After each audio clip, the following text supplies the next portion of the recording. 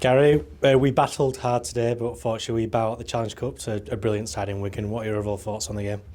Yeah, absolutely. I mean, as I said, would you, when you see them up close, personally, in the flesh, what side they're a really good team, aren't they? And they'll turn a lot of Super League clubs over, I think, this year. I'm not saying they'll score as many points as they have today, but certainly they've built a really good squad of players but a fantastic day for the club, and it was all about that. I think we've been building up to this for a number of weeks now. As soon as we knew we'd beaten Waterhead and we got Wigan in the cup, it was always going to be gearing towards this. But yeah, like I said, massive success from the club's point of view.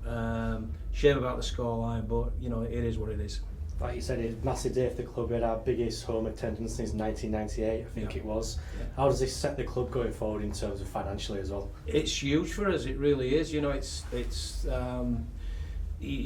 because Wigan, we'll take the full takings from the game. So it's massive for Andy and for Jason and for Craig and for Carl. It's a huge benefit for us, and it sets us up for a couple of years, I guess now.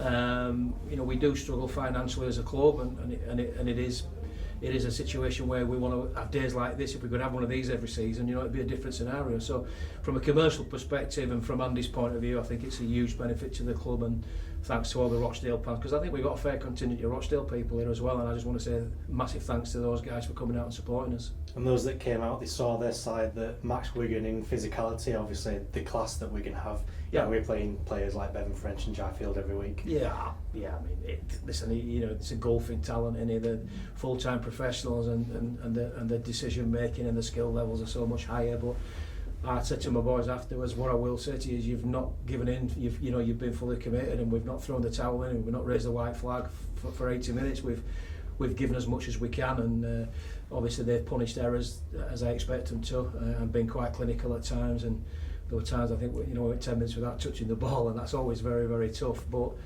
from that point of view, I thought the guys stuck in and tried to defend as best as we could. And against a talented team like that, you're always going to shoot loads of points, and we did. But as I said, from an effort point of view, I thought my lads were outstanding today. And as for next week, back to bread and butter, we've got Keighley coming here. Are we looking to make it 100% in the league again? Yeah, listen, as I said before, this game was never going to define the season. We've got to think about finishing as high as we can up in the championship table, and that's always been our focus from day one. We've made a terrific start, and now we're on to the next game, and that's Keighley here, and we want to maintain this record that we've got so far in the league, and go 3 from 3 if we can, and just establish ourselves in the top half of the table, and that's always been our objective this year. Next week's an opportunity for us to do that.